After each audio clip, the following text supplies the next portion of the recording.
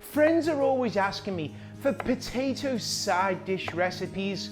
Well, this cheesy skillet potatoes is perfect for family get-togethers. Let's get cooking.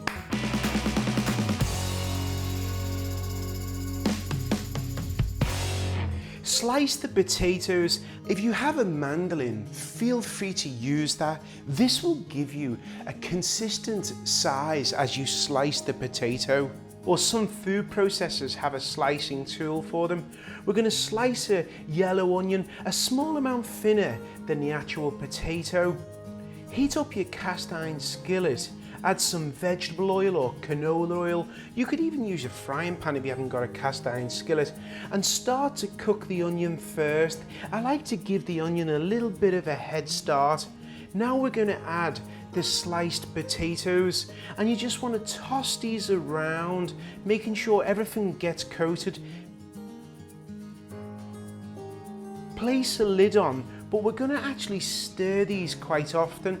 The reason why we use a lid, it actually keeps the moisture inside, so the water from the potatoes and the onions help it sweat.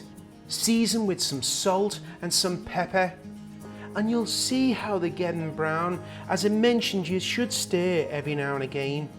I like to top this with some green onions and some cheddar cheese. At this stage, turn the heat off and then place the lid back on. The residual heat from the potatoes will melt the cheese. Let's try it.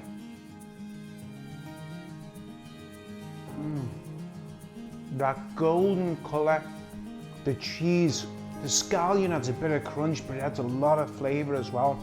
This is perfect for breakfast, lunch, or even dinner.